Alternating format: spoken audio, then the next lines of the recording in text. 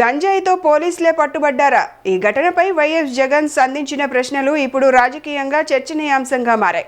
చంద్రబాబు ప్రభుత్వంపై జగన్ చేసిన ఆరోపణలు, రాష్ట్రంలో శాంతి భద్రతల పరిస్థితిపై ఆయన వ్యక్తం చేసిన ఆందోళనకు అధికార పక్షం నుంచి ఎలాంటి సమాధానం వస్తున్నది ఆసక్తికరంగా మారింది. మరోవైపు బీసీ రిజర్వేషన్ల అంశం కూడా రాష్ట్ర రాజకీయాల్లో వేడిని పెంచుతోంది.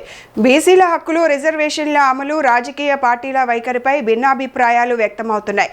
ఈ అంశంపై అధికార ప్రతిపక్షాల మధ్య మాటల యుద్ధం కొనసాగుతోంది. ఇక ఎల్నినో ప్రభావం కూడా ఆందోళన కలిగిస్తోంది. వాతావరణ మార్పుల ప్రభావం, వర్షపాతం పరిస్థితులు, వ్యవసాయ రంగంపై పడే ప్రభావంపై నిపుణులు దృష్టి సారిస్తున్నారు. గంజాయి వ్యవహారంలో పోలీసులపై వచ్చిన ఆరోపణలు, చంద్రబాబు ప్రభుత్వంపై జగన్ విమర్శలు, బీసీ రిజర్వేషన్లపై రాజకీయ పోరు, ఎల్నినో ప్రభావంతో రాష్ట్రానికి ఎదురయ్యే పరిస్థితులు, ఈ కీలక అంశాలపై పూర్తి వివరాలు ఇప్పుడు చూద్దాం.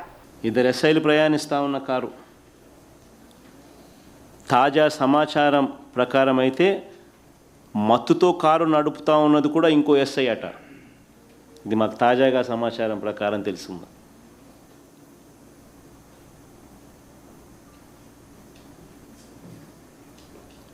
ఆ మత్తులో ఒక ఆటోను ఢీకొట్టడం, ఆ డ్రైవర్ యాక్సిడెంట్ అయిన తర్వాత ఆ కారును ప్రజలు చుట్టుముట్టడం, ఆ కారులో డ్రైవర్తో సహా ఉన్న ఇద్దరు ఎస్ఐలు కూడా మత్తులో ఉన్న పరిస్థితులు వాళ్ళు చూడడం, ప్రజలు చూడడం, వెనకాల సీట్లో డిక్కీలో చూస్తే గంజాయి, లిక్కరు, పోలీస్ యూనిఫామ్ దొరకడం.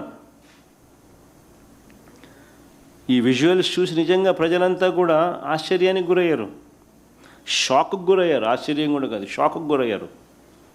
మనం నిజంగానే ఏపీలో ఉన్నామా లేదా కొలంబియాలో ఉన్నామా అని చెప్పి అందరికీ కూడా డౌట్లు వచ్చినాయి.